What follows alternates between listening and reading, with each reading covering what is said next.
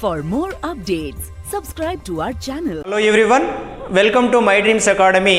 Today we'll see the lecture, we'll see the DC machines problems. It is a part 2 video. So in this part 2 video we will discuss questions from 11 to 20. 11 to 20 expected questions in DC machines. Okay, so we'll see that 11th question.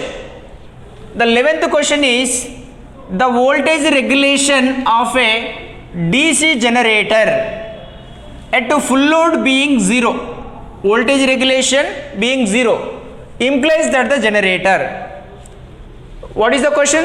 Voltage regulation is 0 at full load condition for which generator? The options are given: shunt generator, differentially compound generator, cumulatively compound generator, series generator. So we have to give the answer, but you remember the characteristics. Just you remember, these are the external characteristics I am going to draw here: the terminal voltage and load current characteristics.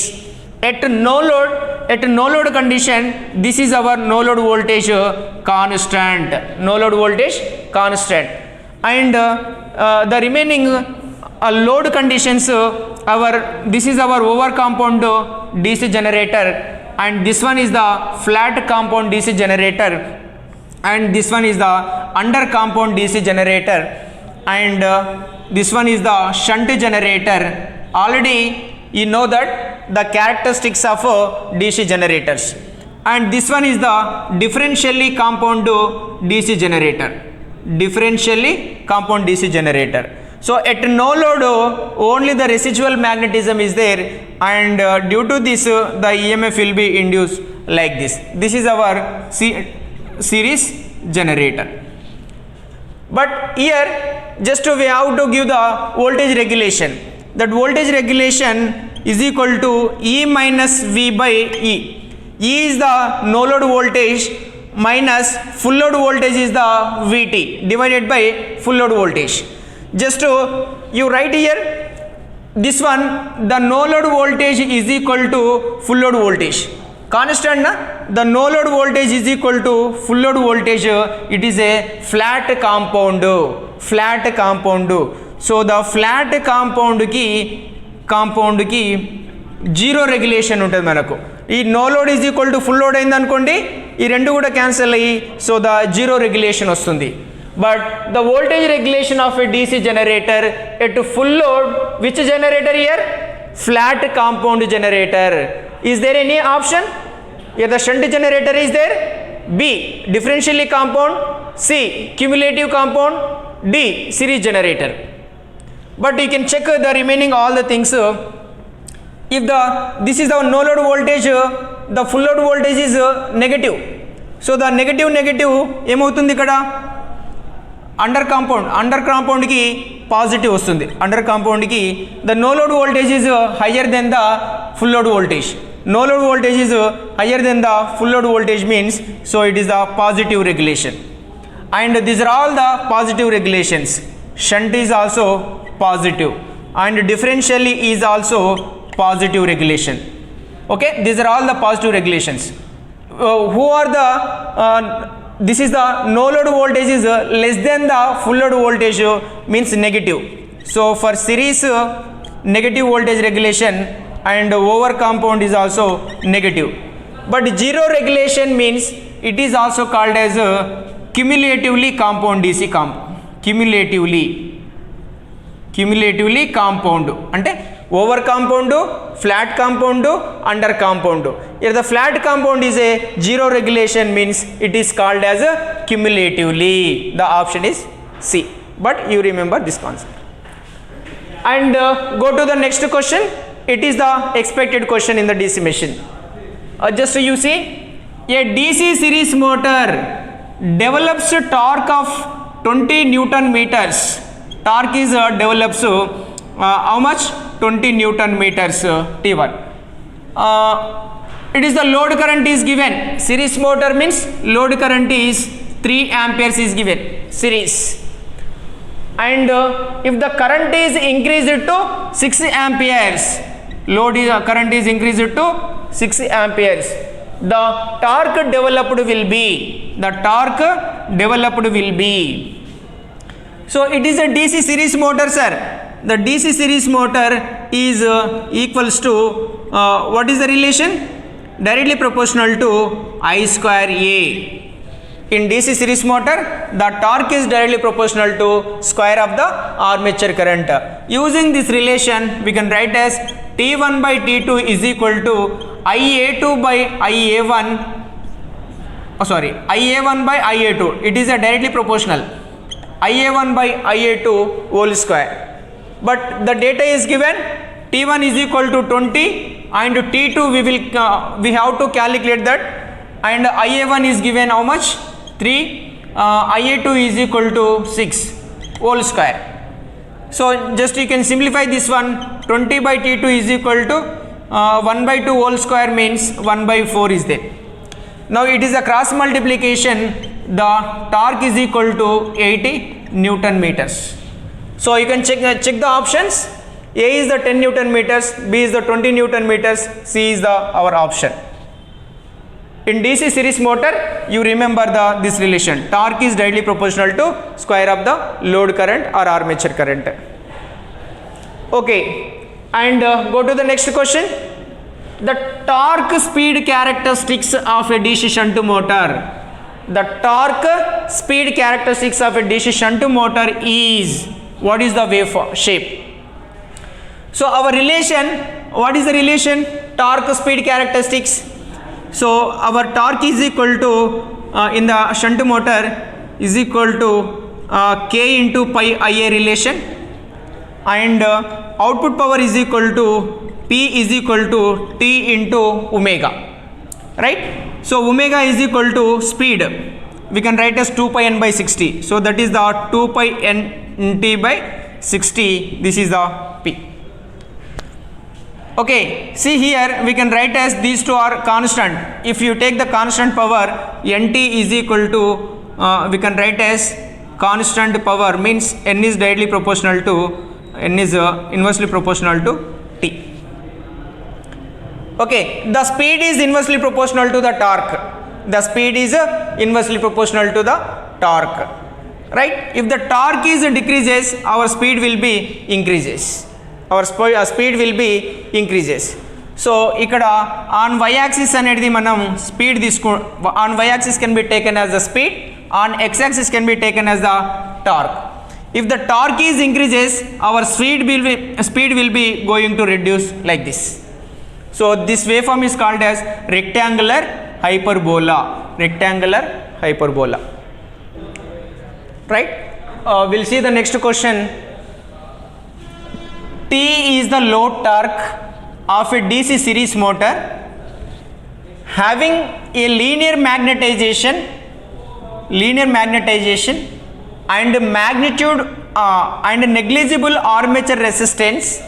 The speed of the motor is. So here we will find in DC series motor what is the relation of torque and speed. Okay, T is the load torque of a DC series motor having linear magnetization and negligible armature resistance. What is the speed of the motor? So here we have to find the torque and speed of the relation of DC series motor. So in DC series motor, speed is inversely proportional to the torque. It is know that, and torque is directly proportional to the square of the armature current. Torque is directly proportional to the armature current. So in that you see here, so this one it is also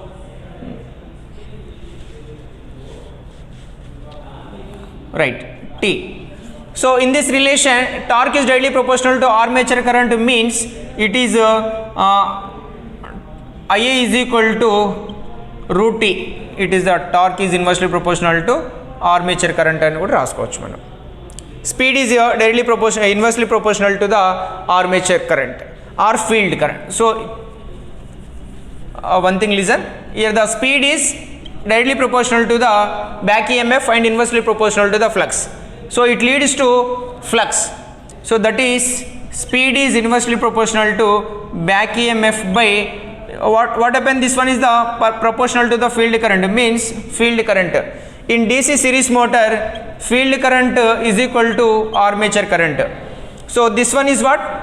Here we can write as field current square. So the field current is equal to square root T.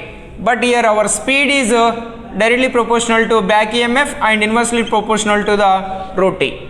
So here the inversely proportional to root T is the answer in DC series motor, right? Inversely proportional to root T. This is a simplification. And we will see the next question for 15th question. A 4-pole DC generator runs at 1500 RPM. The frequency of current in the armature winding. Here frequency ni manam calculate cheyala. We have to calculate the frequency. So what is the relation of frequency in DC generator? The frequency is equal to N into P by 2. N into P by 2. Here the P is given, poles is given and speed is given. Now calculate the frequency. But remember the formula, F is equal to N into P by 2. So here N is equal to 1500 RPM into P is equal to 4 divided by 2. So 2 ones are 2 twos are totally how much?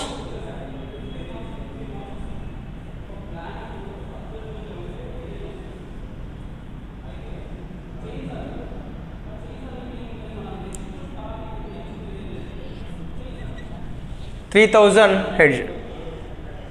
Sorry, F is equal to NP by 60. F is equal to N into P by 60. F is equal to N into P by 60 divided by 60. 60 ones are 60 5s are. Okay. F is equal to N into P by 120 more. Sorry that 120. This one is also 120. It is also 120. Then you can simplify that. 2 2s are 2 60s are 2 30s are. Okay, 3s are 3 1s are 3 5s are 50. So total B is the answer. Okay, so a 4-pole DC generator runs at 1500 RPM. The frequency of current in the armature winding, F is equal to N into P by 120 formula. So substitute to N is equal to 1500, 4 divided by 120, you can simplify, you will get 50 Hertz. Okay, this is our answer. Next, we'll see the 16th question. In DC machines, the space distribution of a air gap flux.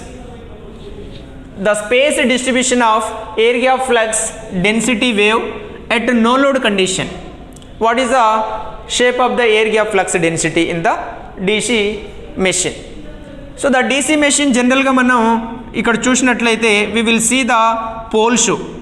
Under the pole shoe and this is our armature conductors. Armature conductors are there here. So constant magnetic flux, these are the constant air gap flux antam. So the constant air gap flux under this one ekkadaithe pole shoe nunchi ikkada distance avutundo ikkada the waveform can be ee vidhanga reduce avutundi manaku. So the shape of the air gap flux density is a flat topped wave. Flat topped wave. This one is the flat topped wave. This one is the flat topped wave. So the option is C. The air gap flux density wave in a DC machine from pole shoe to armature conductors, the flux is flowing in the air gap is the constant, so that's why constant waveform came. And from this pole shoe to ikkada em avutundi manaku length is increases but reluctance is increases and flux is reduces. So this waveform is called as a flat topped wave. Flat topped wave. Just remember this. Okay, we'll see the 17th question. It is expected questions we are going to discuss. Here the 17th question is efficiency of a DC machine is maximum. Efficiency of a DC machine is maximum when the variable losses are equal to. So here what is the condition for maximum efficiency? we know that variable losses is equal to constant losses. Variable losses is equal to constant losses. Variable losses equal to constant losses, right? The efficiency of DC machine is maximum when the variable losses are equal to constant losses. Just you can check the options. A is the constant losses, B is the square of the constant losses, C is the square root of the constant losses, and D is the none. The condition for maximum efficiency, variable losses is equal to constant losses. Answer is A. For similar question we are expecting for ESET examination. The next question, it is a 18th question. The efficiency of a DC machine will be maximum when? Same here, the variable losses is equal to this question explanation. The efficiency of a DC machine will be maximum when variable losses is equal to is equal to constant loss, right? Here also same, but variable losses ante endi? Variable losses ante manaku only armature copper losses and series field copper losses, these are all called variable losses. కాబట్టి copper losses అంటే మనకు formula I square A into RA. Let's you consider any one of variable losses, armature copper losses, right, is equals to constant losses means the combination of iron losses or core losses and friction windage losses and stray load losses are the constant losses. But here we are going to take constant losses means PC. But here we have to take the current equation. I is equal to I square A is equal to PC by RA, and IA is equal to square root of the PC by RA. So just you can find the options. I is equal to square root of PC by RA. So this is our answer. Condition for maximum efficiency of the DC machine, variable losses is equal to constant losses. These are the variable losses and constant losses. From this, the current is equal to square root of the PC by RA. Right. Next, go to the 19th question. You see the 19th question. A 230 volts DC series generator is driven at a rated speed. The no load voltage across its armature terminals would be. The no load voltage across its armature terminal voltages would be. So our DC series generator runs with no load. DC series generator runs with no load. Just roughly we are going to draw here. This is our armature. Here the series generator is connected. Field is connected in series. This is our load is connected. Initially the load is off at no load. At no load means armature current is equal to 0. Here the field current and armature current in series. Field current to armature current is same. So that's why here the armature current equal to 0. Okay. A 230 volts DC series generator is driven at rated speed. The no load voltage across its armature terminals would be. No load voltage across its armature terminal voltage would be. So ఏమవుతుంది ఇక్కడ మనకు IA is equal to 0 means IF is equal to also 0. If field current 0 means there is no flux is equal to 0. But flux cannot equal to 0. It is having some residual flux. So that is the residual flux. Due to this residual flux, here the residual voltage will be there. Residual voltage ఇది మనకు 1 to 10 volts మధ్యలో ఉంటుంది. Residual voltage 1 to 10 volts. So whenever DC series generator under no load condition, only the residual voltage is there, that is 1 to 10 volts. Just you can check the answers. So 230 volt is not option, okay, not correct, and somewhat more than 230 volts is also not correct, and somewhat less than 230 volts is also not correct, but option is 6 volts, right? This is the explanation. And next go to the third 20 question. A 220 volts DC shunt motor develops a torque of 54 Newton meters. Okay, torque is given 54 Newton meters, and also armature resistance is given. How much? 10. Armature current is given 10 amperes. Torque developed when the armature current is, so, and next question, armature current is given 20 amperes, calculate the torque. But DC shunt motor, but already we know that formula in DC shunt motor, torque is equal to K into pi Ia. In shunt motor, the flux is always constant. If the flux is constant, this total is constant. So the equation is torque is directly proportional to current. So here T1 by T2 is equal to Ia1 by Ia2 relation. We need to calculate T2. So T2 is equal to T1 into Ia2 divided by Ia1. So T2 is equal to, T1 is equal to 54 into, and second armature current 20 amperes is given, and Ia1 is equal to 10 amperes is given. So 10 ones are 10 twos are. Total 54 into 2, 108 Newton meters. 108 Newton meters. Just to check the answers, 108 Newton meter, where is it? 54 is wrong answer, 81 is also wrong, the 108 is right. Right, like that you can calculate. Thank you.